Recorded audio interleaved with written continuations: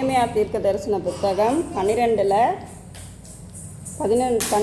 அதிகாரம் 12-13 வாசிக்கலாமா?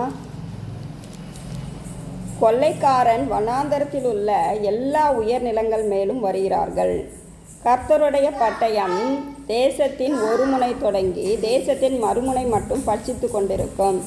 மாம்சமாகிய ஒன்றுக்கும் சமாதானமில்லை. கோதுமையை விதைத்தார்கள், முள்ளுகளை அறுப்பார்கள்,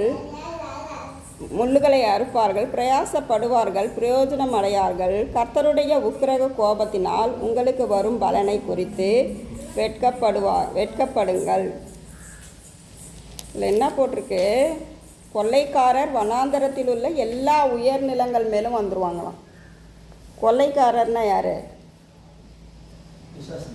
கொள்ளை அடிக்கிறவங்க. சாதாரணமாக ஆவிக்குரிய ரீதி இல்லாமல் கொள்ளைக்காரங்கன்னா யார்? கொள்ளை அடிக்கிறவங்க. போக்குவரத்து கொள்ளை, வீடுகளில் கொள்ளை, எல்லா இடத்துலையும் கொள்ளை. அந்த காலத்துலலாம் பழைய ஏற்பாட்டு காலத்தில் சண்டைக்கு போவாங்க இல்லை, அங்கே போர் புரிய போகும்போது அங்கே இருக்கிற இடத்த கொள்ளை அடிச்சுட்டு வருவாங்க. அங்கே இருக்கிற ஆடு மாடு மற்ற காரியங்கள் எல்லாவற்றையுமே என்ன பண்ணுவாங்க? கொள்ளை அடித்து கொண்டு வருவாங்க. அதுதான் கொள்ளை. அதான் கொள்ளை என்ன பண்ணுது? கொள்ளைக்காரர் வனாந்தரத்தில் உள்ள எல்லா உயர்நிலங்கள் மேலும் வருகிறார்கள். எல்லா இடத்துலையும், ஒரு இடம் பாக்கி இல்லாமல் எல்லா இடத்துலையும் என்ன வருதான்? கொள்ளைக்காரர்கள் கொள்ளையடிக்கிறாங்க. அதுமாரி கொள்ளையடித்தா தேசம் நல்லா இருக்குமா? கொள்ளைக்காரர்கள் கொள்ளையடிச்சிட்டு போனால் கொள்ளையடிக்கிறாங்க. அது மட்டும் இல்லை, கர்த்தருடைய பட்டயம் தேசத்தின் ஒரு முனை தொடங்கி தேசத்தின் மறுமுனை மட்டும் என்ன பண்ணுது? பட்சித்து கொண்டிருக்கும். பட்டயம், தேவனுடைய பட்டயம் எப்படி இருக்கா? தேவன் மகா இரக்கம் குணம் கொண்டவர், உருக்கம் குணம் கொண்டவர். நமக்காக இறங்குவார், நம்ம பாவத்தை மன்னிப்பார், நமக்கு இருக்கிற கஷ்டத்தை வேதனையை துன்பத்தை எல்லாம் நீக்குவார். அது எல்லாமே உண்மைதான். ஆனால் தேவனுக்கு விரோதமாக காரியம் செய்யும்போது தேவனுடைய பட்டயம் சும்மா இருக்குமா? சும்மா இருக்காது. தேசத்தில் ஒரு முனை தொடங்கி மறுமுனை வரைக்கும் என்ன இருக்குமா? அந்த பட்டயத்தால் அழித்து கொண்டே தேவன் என்ன பண்ணுவாராம்? போவாராம். அது மாம்சமாகிய மறுமுனை மட்டும் பட்சித்து கொண்டிருக்கும். மாம்சமாகிய ஒன்றுக்கும் சமாதானம் இல்லை. அப்போ ஒரு தேசத்தில் தேவனே இறங்கி இது பண்ண ஆரம்பிச்சிட்டாரு, சண்டை போட ஆரம்பிச்சிட்டாரு. ஒரு பக்கம் கொள்ளைக்காரங்க இந்த தேசத்தை பாழாக்குறாங்க, இன்னொரு பக்கம் தேவனுடைய பட்டம் என்ன பண்ணுது? ஒரு முனை தொடங்கி மறுமுனை மட்டும் அழிக்குது. அப்போ மக்கள்லாம் எப்படி இருப்பாங்க? சந்தோஷமாக ஜாலியாக இருப்பாங்களா? எப்படி இருப்பாங்க?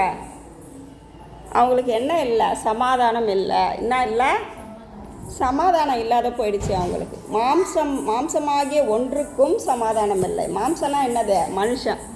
மனுஷனாகிய ஒருத்தனுக்கு கூட என்ன இல்லையா? சமாதானம் இல்லை. அடுத்தது, கோதுமையை விதைக்கிறாங்க அவங்க, அதுக்கு பதிலாக என்ன கிடைக்குது? முள்ளை தான் அறுக்கிறாங்க. கோதுமை மணியை விதைத்தா என்ன கிடைக்கணும்? கோதுமை மணியை விதைத்தா கோதுமை தான் கிடைக்கணும். ஆனால் அதுக்கு பதிலாக என்ன எடுக்கிறாங்க? முள்ளை எடுக்கிறாங்களாம். அடுத்தது, பிரயாசப்படுறாங்க, ஆனால் அவங்களால என்ன பண்ணுவாங்க? பிரயாசப்படுறாங்க, பிரயோஜனம் இல்லாத அது போயிடுது. கர்த்தருடைய உக்கிரக கோபத்தினால் உங்களுக்கு வரும் பலனை குறித்து வெட்கப்படுங்கள். கர்த்தருடைய கோபம், அவங்க செய்கிற காரியங்கள் எல்லாம் வாய்க்காத போகுது. அதுக்கு என்ன காரணம்? இங்கே கவனி, ஜூடியெல்லாம் கவனி, வசனத்தை கவனி. அப்போ என்ன காரியம் செஞ்சாலும் அவங்களுக்கு வாய்க்கலை. எதை தொட்டாலும் தொலங்கலைன்னு சொல்கிறோம்ல, அது மாதிரி எந்தெந்த காரியத்தை செய்கிறாங்களோ அது எல்லாம் நடக்கலை. ஒரு பக்கம் கொள்ளைக்காரர்கள் தேசத்தை அழிக்கிறாங்க, ஒரு பக்கம் தேவனே தேசத்தை அழிக்கிறாரு. அப்போ இருக்கிற நபர்களுக்கு என்ன இல்லை? சமாதானம் இல்லை, ஒரு சந்தோஷம் இல்லை, ஒரு விடுதலை இல்லை, ஒரு நிம்மதி இல்லை. எந்த நேரத்தில் எந்த கொள்ளைக்காரன் நம்மளை என்ன பண்ணுவான்? நம்மளை கொள்ளை அடிச்சுட்டு போவான், நம்ம வீட்டை கொள்ளை அடிச்சுட்டு போவான்ற ஒரு பயம் ஒரு பக்கம். ஒரு பக்கம் தேவனுடைய பட்டயம் என்ன பண்ணுது? அழித்து கொண்டே வருது. எந்த நேரத்தில் நம்மளை தேவன் அழிப்பாரோன்ற ஒரு பயம். எந்த காரியத்தை செஞ்சாலும் அது தொலங்கலை. எல்லாமே என்ன வருது? அதுக்கு அவங்களுக்கு நஷ்டமாக தான் வருது. அப்போ இப்படி ஏன் நடக்குது இப்படியெல்லாம் அப்படின்னு சொன்னால், எதனால் இப்படிப்பட்ட காரியங்கள் நடக்குது அப்படின்னு சொன்னால், எரேமியா தீர்க்கதரிசி சொல்கிறார், அதே முதல் வசனத்தில், கர்த்தாவை உம்மோடைய நான் வழக்காட போனால் தேவரீர் நீதி உள்ளவராமே, ஆகிலும் உம்முடைய நியாயங்களை குறித்து உம்மோடு நான் பேசும்படி வேண்டுகிறேன். ஆகாதவர்களின் வழி வாய்க்கிறது என்ன? துரோகம் செய்கிற அனைவரும் சுகித்திருக்கிறது என்ன? அவர் கேட்குறார் எரேமியா தீர்க்கதரிசி, நீங்கள் என்ன அது எப்படிப்பட்டவர்? உங்ககிட்ட நான் வழக்காட முடியாது, ஏன்னா நீ தேவன். நீங்கள் செய்கிறத ஏன் இப்படி செய்கிறீங்கன்னு நம்ம போய் கேட்க முடியாது. ஒரு அப்பா கிட்ட கூட என்ன பண்ணுவோம், பயப்படுவோம். தவறாகவே அவர் செஞ்சாலும் தட்டி கேட்க முடியாது சில வேலைகளில் நம்மளால். ஏன்னா நம்ம திரும்பி அவரை என்ன பண்ணுறோமோன்னு அர்த்தம் அவங்க நினைப்பாங்க, எதிர்த்து பேசுகிறாங்க அப்படின்னு சொல்லிட்டு நினைப்பாங்க. நம்ம அப்பாக்கிட்டையே உலக தகப்பன்ட்டையே நம்ம என்ன பண்ண முடியாது, வழக்காட முடியாது. நம்ம தேவன்கிட்ட வழக்காட முடியுமா?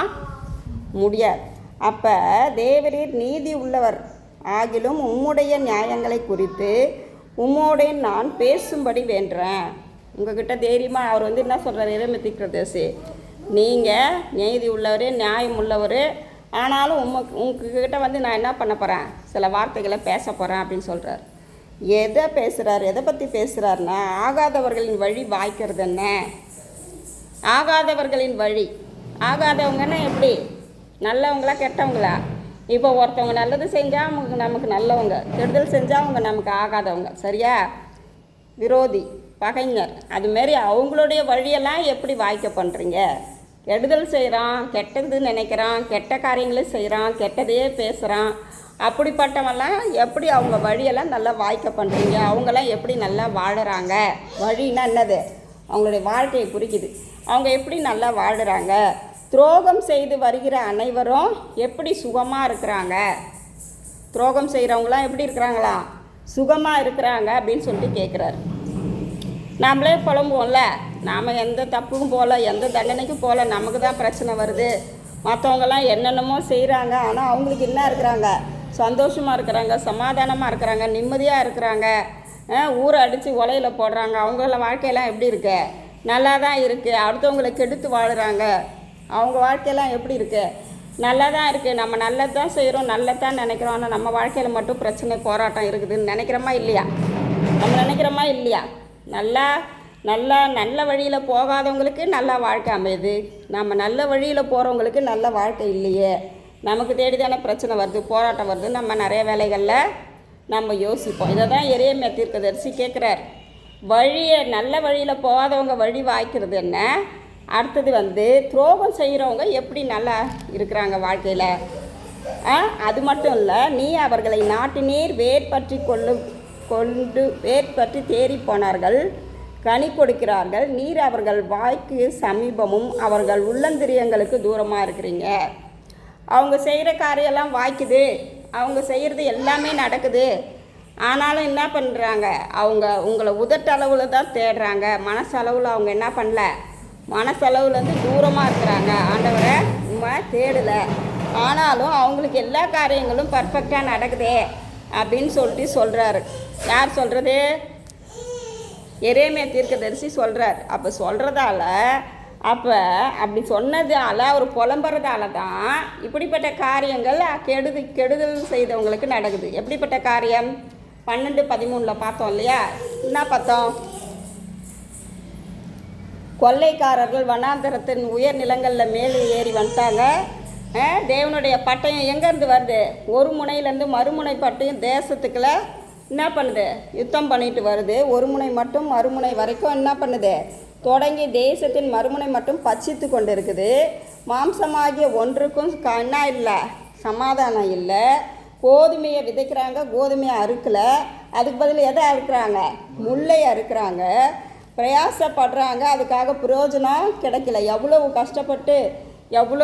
கஷ்டப்பட்டு பாடுபட்டு பிரயாசப்பட்டாலும் அதுக்கான பிரயோஜனம் கிடைக்கல.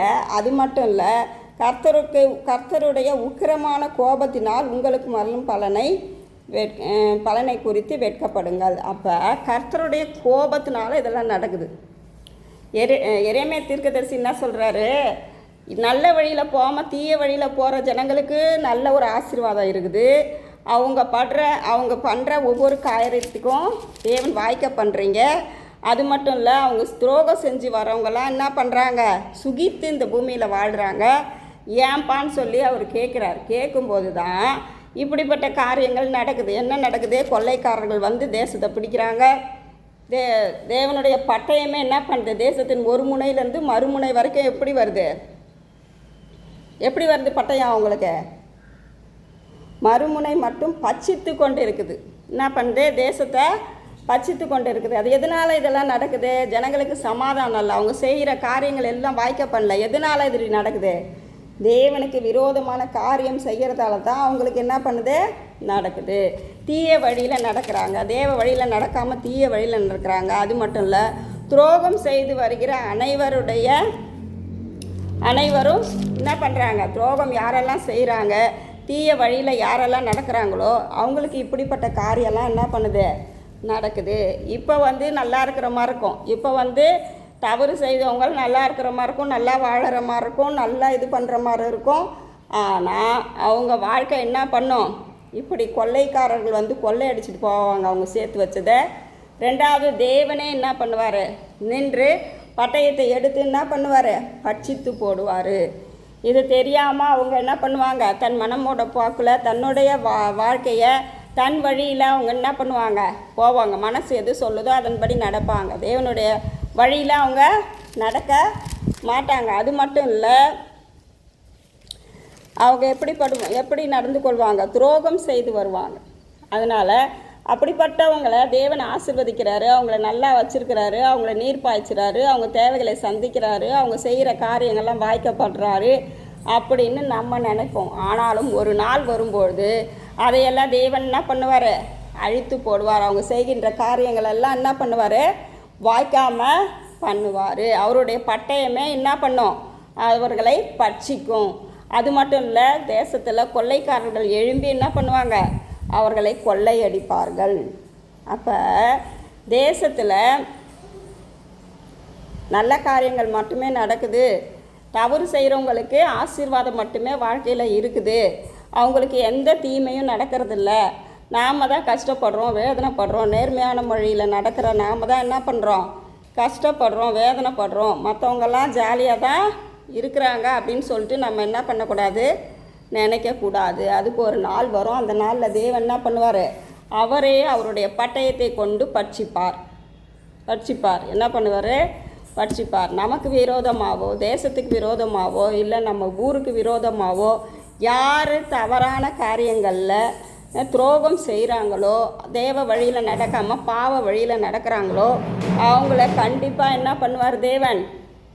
யாராவது ஒருத்தவங்க பார்க்கலாம்ல, 2 பேரும் என்ன பண்ணுது? வசனமே உள்ளே போல உங்களுக்கு. அப்போ தேவனுடைய வழியில் நடக்காதவங்கள தேவன் என்ன பண்ணுவார்? கண்டிப்பாக ஒரு நாள் என்ன பண்ணுவார்? நியாயம் தீர்ப்பார். தீர்ப்பாரத்துக்க மாட்டார். இந்த பூமியிலே நியாயம் தீர்ப்பார்.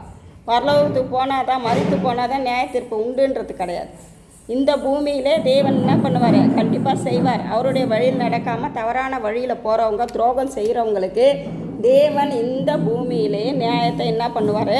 கொண்டு வருவார். அவருடைய பட்டயமே பட்சிக்கும்.